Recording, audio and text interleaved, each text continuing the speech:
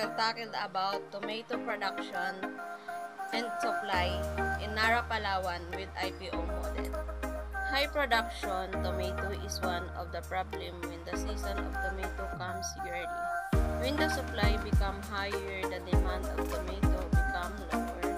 Yearly farmer harvests more than 1,000 baskets of tomatoes and comes from other provinces.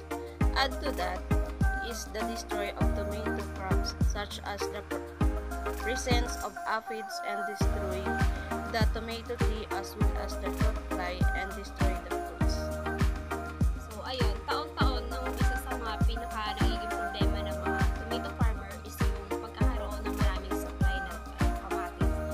So possible na nangyayari is yung hindi na nila alam paano nila ititinda yung mga sobrang dami ng kamatis na which is nagkakaroon din ng pagkalugi. So lalo na pagka halimbawa mataas na yung supply ng kamatis tapos nagpapadala pa yung mga taga-ibang lugar ng kamatis din. So ang nangyayari, possible na nabubulok na din yung mga naiipon na kamatis. Dagdag mo pa dyan is yung pagkakaroon din ng mga pagkakasira ng mga puno ng mga kamatis gaya ng pagkakaroon ng aphids, yung mga puti-puti na sumisira dun sa puno ng kamatis. Tapos yung pati na rin yung mga sumisira din dun sa bunga nila na minsan nagiging rason kung bakit maraming farmer na nalulugi kasi hindi na nila may bibenta kasi nasira na yung mga kamatis. So yun na nga, hindi lang naman dito sa Nara, Palawan talaga yung mas maraming mga production ng ng kamatis. Meron din kasi minsan dumarating yung mga kamatis na galing sa Manila. So lalong nadagdagan yung production ng kamatis. So para ma-prevent natin yung problema ng mga farmers kung paano nila mabenta yung mga kamatis nila, dahil sa sobra na rin talaga yung mga produkto na yun. So kailangan natin gumawa ng isang hakbang para masolusyonan yung ganong problema when it comes to tomato high production. So processing. The processing that possible to do is separate the good tomato from unprofitable. So, sabi po dito is isi-separate daw natin yung mga goods pa or yung mga pwede pang gagamitin para maging tomato jam. So, kung ano po yung kumbaga yung hindi na mapapakinabangan is itatapon na natin yun. So, kailangan natin yung i-separate. Kasi kapag hindi natin yung i-separate yung mga bulok sa mga goods na tomato, is may possible po na pati yung goods is masisira din.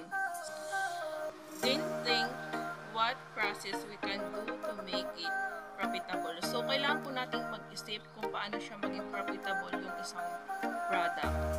Possible create a preservative tomato to a jar, like make it a tomato jam. To make a life of tomato more longer and usable na nga po. So, kailangan natin gumawa ng preservative ingredients upang mas tumagal pa yung like ng product namin is gagawin namin siyang tomato jam. So, kailangan natin gumawa nun upang mas matagal pa siyang magamit. Tulad ng nakikita ninyo sa market. So, mayroon silang ginagamit upang mas tumagal pa yung isang product upang hindi siya masira. Kaya kailangan natin gumawa ng mga preservative ingredients. The IPO model and output is to prevent the failure profit of farmer. Use machine to make the output faster and make more tomato jam. We need the machine to sell and make it more clean and become the life longer and preserved after that we can produce in the market or ship in many provinces outside of Palawan. It's easy to back the profit from unprofitable. IPO model and output. Sabi dito, ang IPO model and output model ay nagpiprevent ng pagkalimit sa ating profit.